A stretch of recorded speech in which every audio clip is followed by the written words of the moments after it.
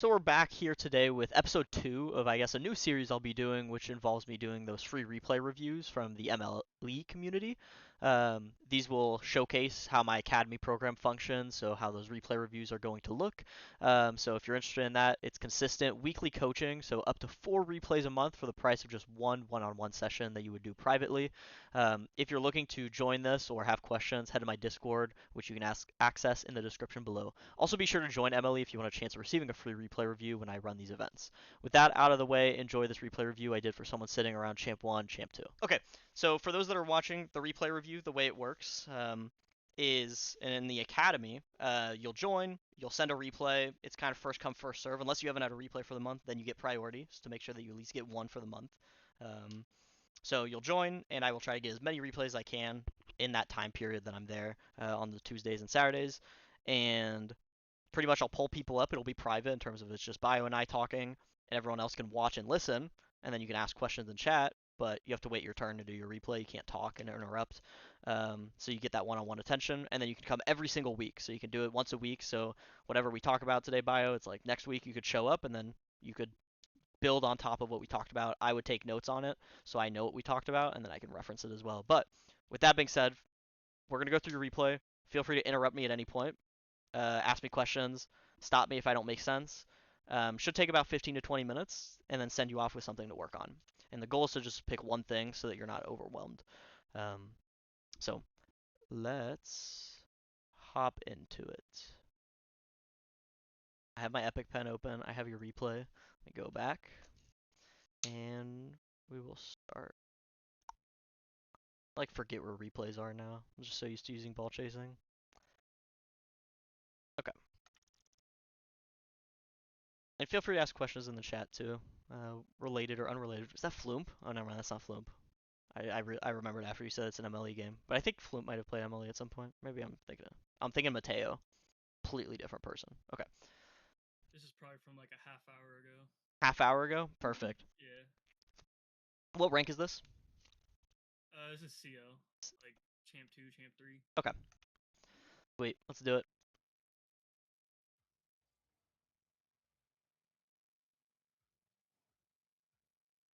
Okay, good boost grab, good pop mid. I like the idea. Oh, this is what I'm talking about right here. From Shelby, I think that asked the question of like asking for an example. This is what I mean. Even if you're not grabbing boost, when you turn, when your teammate makes a touch, unless that ball is past you, right? Like if Flump hits this right to you, this is fine. Otherwise, I need you to turn the other direction. You should always turn towards your net. That's a habit that a lot of people struggle with. Does that make sense?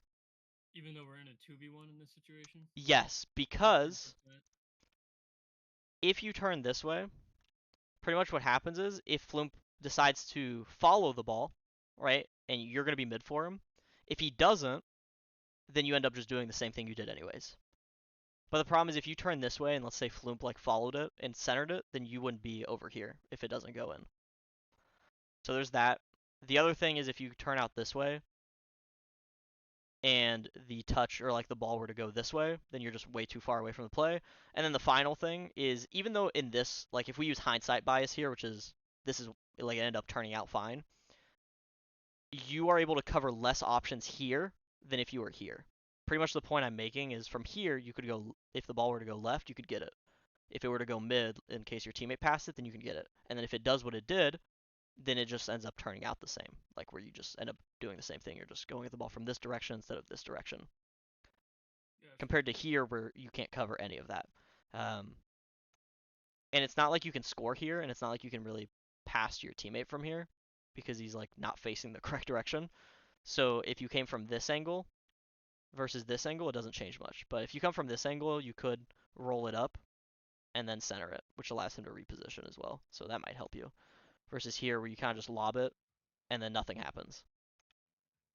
So it's just a general good habit. We want to like when we turn, we don't really want to turn out. We want to turn in towards the direction of our net. After that, good touch out to the side. Good job looking. A lot of people don't do that. Really like that. Turn back in, grab the boost. That's totally fine.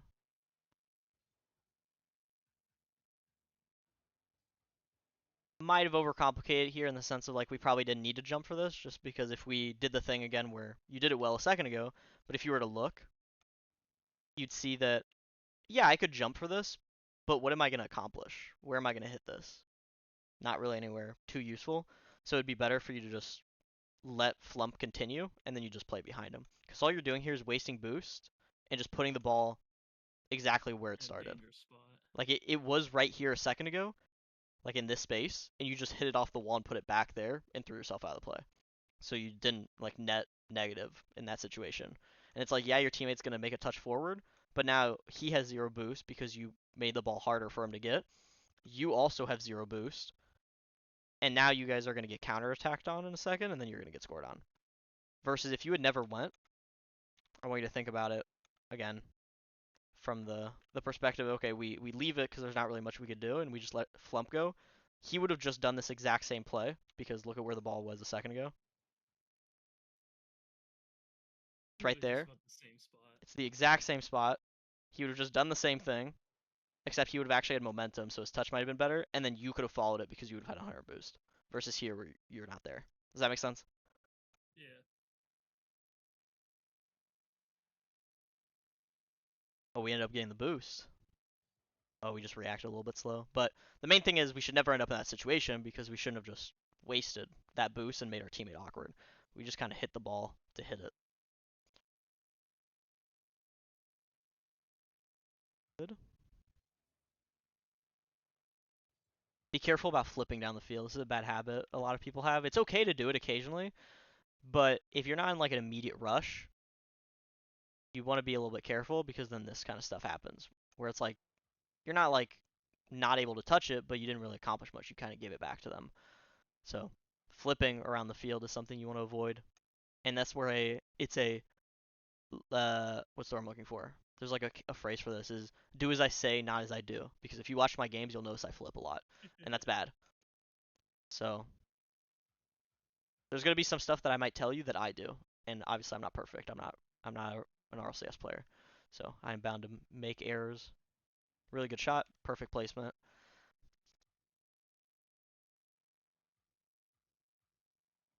Oop, little whiff. That's okay. Keep them on their toes. They're not ready. Good. That's what I tell myself. Like this is fine for you to flip because you're like it's certain. When there's certainty, I guess that's the better way I should put it for you is when there's certainty, it's okay for you to flip. Like here, it's certain that your teammate's gonna get the ball, so it's okay for you to flip. Versus before, it wasn't certain that you were gonna get a mid pass, so you flipping is just kind of dangerous because then if it gets boomed, then you end up awkward, and that's what ended up happening. But here it's fine because there's certainty. Here, I'd like for you to catch this, but I don't know if that's really a pattern. I don't know if I see you really just booming the ball like that. That boom is fine because you're passing. Oh my God, Flute might peak. Uh-oh. I'm trying to think of a pattern so far. You're an interesting case here.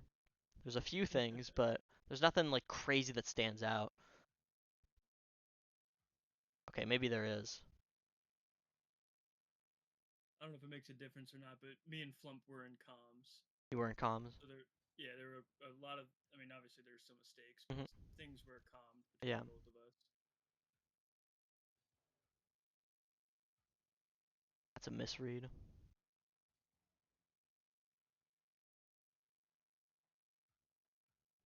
See something real quick. Haven't checked for this in a while.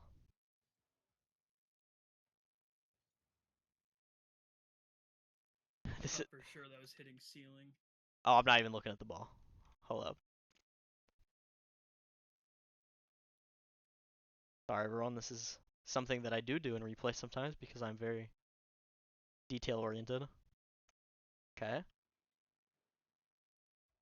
Okay, you're not fast aerialing. Good to know. Okay. That's what I was looking I for. do have a bad habit of not properly Yes. fast aerialing. Yep. I was just curious because I feel like I've seen some aerials that you go for that look wrong. Voice crack. So I just wanted to double check. So, okay. We're gonna pause for a second I'm going to tell you there's a few things, right? Or there's two things that I want you to focus on. One of them is actual gameplay, and one of them is more just mechanics, right? So that's something that you'd work on training packs or workshop maps that you just find on Steam Workshop, like the Olympic map, for example. Like that's a good one, or like air dribble rings, or just training packs that just have you like making weird reads. Because mechanically, what I'm noticing from you is one, you don't fast aerial sometimes. So we need to get in the habit of like we should always be fast aerialing. There's no reason to not fast aerial. Like unless you're aerialing backwards, we should be fast aerialing every single time. So there's that. Yeah, Goldfish is right. Eversex Olympics is really good. So mechanically, I want you to do that. Is like spend some time like whenever you play the game, just hop on, like spend like 10 minutes or something on Eversax, or like go through all the like do a run of it, or a specific level if you're working on something. But practice mechanically making softer touches as well as making harder reads with fast aerials. Does that make sense? Does that give you direction on Yeah. that? So those are the two things. I would write that down, but you'll have access to the recording too, so you can always go back and listen to when I'm at 3 minutes on the replay. Um, so there's that. And then the second thing, which is gameplay wise, is I need you to start paying more attention to where is the open space and where does the ball need to go that isn't just forward, right? So if we go back throughout this replay and we'll skip back up afterwards, but from the start, we're seeing you in these positions where like your first thought is just ball forward, ball forward. And we're not thinking about, okay, where's the open space where I can kind of like control the ball into to give myself a better opportunity to score, a better opportunity to pass. So like that's a good pass. But like right here, for example, where is the open space that would set you up to be able to do something?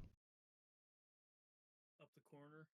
Right up the corner, and I'm going to give you one more that's the up the corner is a good one, but the one more I'm going to give you is as this ball comes towards you, all you do is as this guy dives you, you single jump into it and it's going to pop off the wall. He's going to fly past you. It's going to pop back out. You're going to land and you're going to score an open net.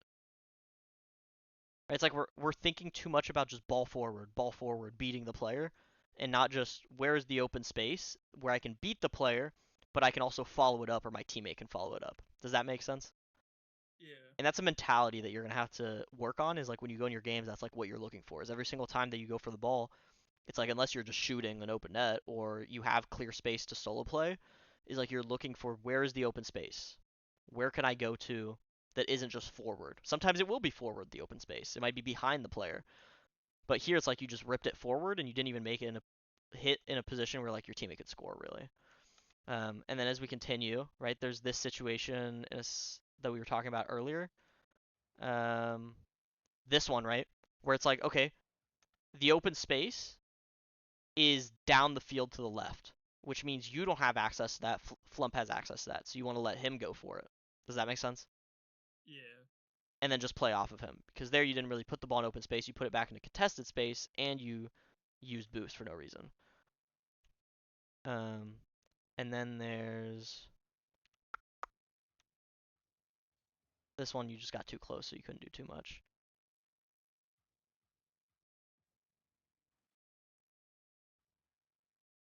This one is another one you missed, but your intention from the start shouldn't be to just rip it. It should be to control it because the open space is up and behind the guy. So if you were to just control this and air dribble it up and forward, that's where the open space is.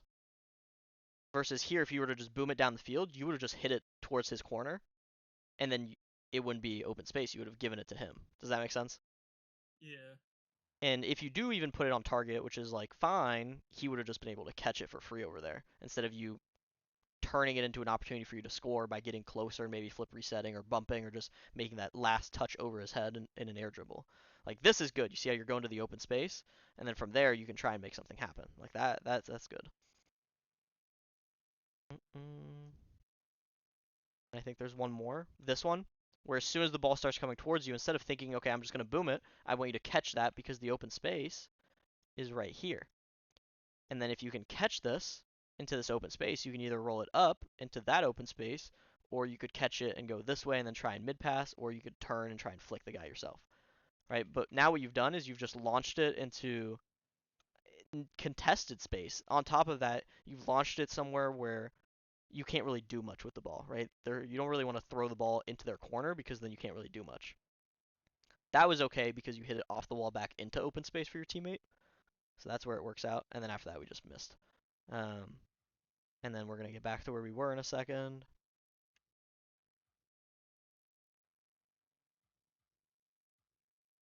Yeah, so this would be another one which is you need to work on it mechanically too. Is like maybe this is what you were trying to do is to roll it up the wall and you just mistouched it, but the open space is Yeah. right in front of you and we just kind of mistouched it and then had to give up. And then we continue. Same thing here. When we think about you going for the ball, it's like, okay, where's the open space? The open space is up the wall to the left or to the right. You just hit it forward to your opponent. You see how that works every single time? Right. And this one's a lot harder than some of the other ones. Like some of them are like mechanical difficulty to accomplish. Hitting it to open space is harder. Like this one, if you want to go right, you would just break and maybe even back up, bait Kazian, and then just try and shoot it on target to the right. What I would recommend or what I would do here is I would catch it and roll it up the wall, which mechanically isn't necessarily easy, but that's like how do you get better at that kind of stuff? You do it, you try it, you mess up, and you also do training Right. packs and stuff like that and workshop maps where you get comfortable controlling the ball. And Eversax will help with that, or even just dribble challenge too, like that kind of stuff gets you working with the ball and angles. Again, that's the training pack portion right there that we just witnessed. That's we need to get comfortable fast airling for everything.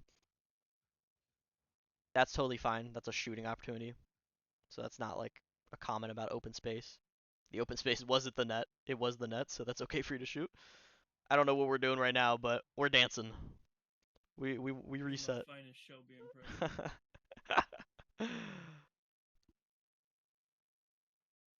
Throwing some strays. Good. So this was better. You see how you made a touch to yourself? That's good. Right? I think that's a lot better. I think that if I was going to be really picky with you, I would try and hit it like here so that it rolls up in this space and then you can land and you get access to it compared to I guess what I'll do is I'll draw a triangle. So like you want it here because if you hit it oh, I didn't change color. Whoops. You hit it here, then this guy gets access to it. Does that make sense? Yeah. So this is still good. This is still very, very good. But I'm just kind of pushing the limits or I guess being a little critical with you here. Absolutely.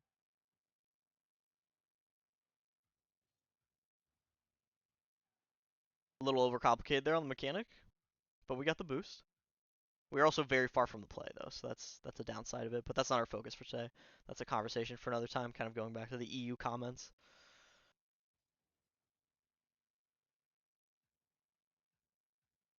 Here, I don't mind you booming that because you didn't really have open space you could go to because the guy was like right next to the ball. You just had to play the beat.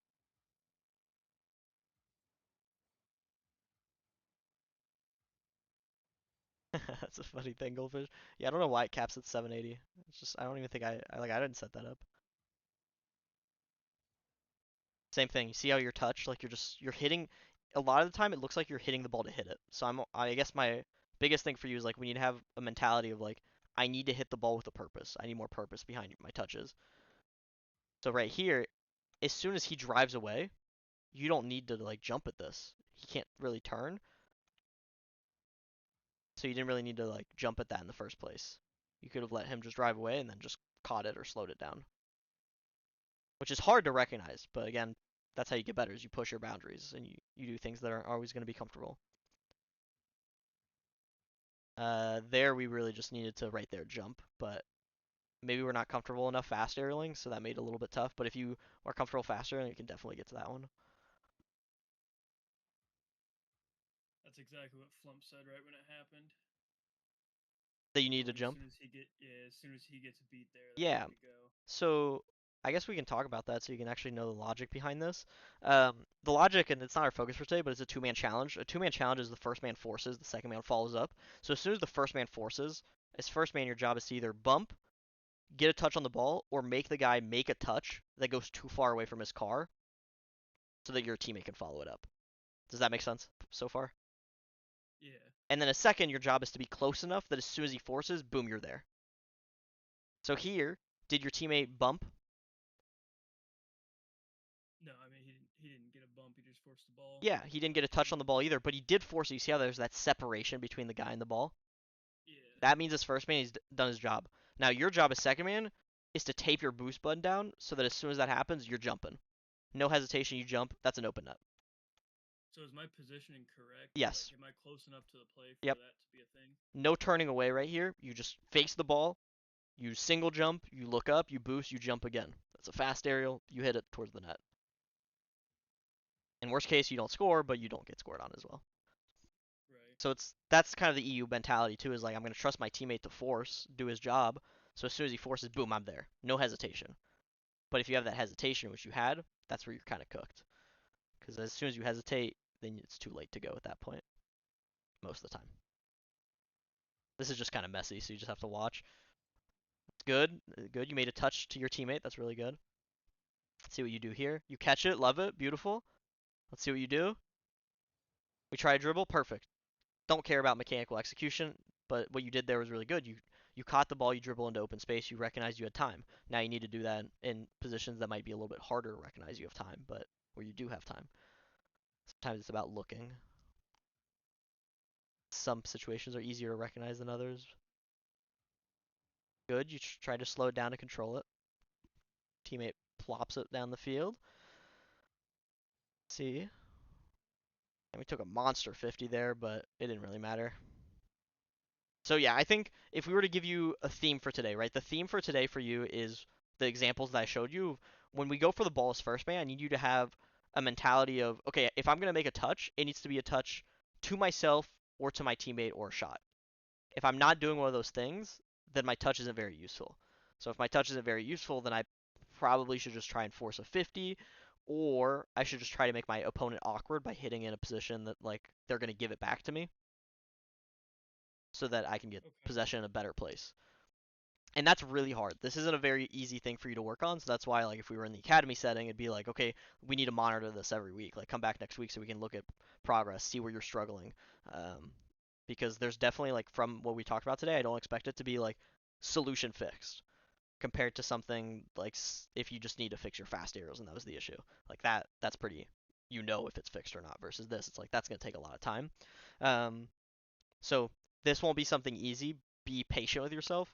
Look at replays and kind of monitor your progress, and ask questions to yourself of like why should I make this touch or why shouldn't I, kind of thing. What indicates that I can do this or I can't do this or that I should have done this instead of that. And if you have a question, like specific question, feel free to DM me. Like just send me a clip or something of a situation. Be like, what should I have done here? And I'll answer whenever I get a chance. Any questions?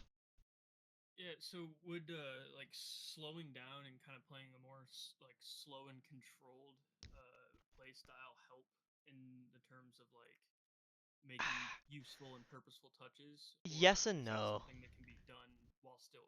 Because you can ask a lot of my teammates I've played with. I like to play fast. I'm a big fan of boom, like not necessarily boom ball, but like constant pressure, suffocating the defense, and just playing fast in general. Yeah, and But that's the they EU tend to make a playstyle, lot more mistakes. and I think you should continue to do that because it's like think about it this way: is like, okay, you're doing all of that really good, but it's just the touches you make aren't very good. So if instead you start making really good touches, but you become really slow, then you're not even gonna get the touches because you're getting dusted. So Okay. I'd rather you continue to be fast and work on making those kind of touches while still playing fast and moving around the field fast because it's doable, right? That's what I'm doing when I'm playing ranked. Right. Or that's what like a GC might be doing. But it's gonna take time, and you're gonna mess up a lot. You're still gonna continue to make touches that aren't always good, or sometimes you might be slightly slower than you normally would. But that's how you learn. That's it for today's analysis. If you're looking to get coaching that looks like this, or you want to join MLE's community, feel free to head to my Discord or directly to MLE's Discord through the description below for information on MLE or just information on my academy program. Thanks for watching, and comment below with any questions.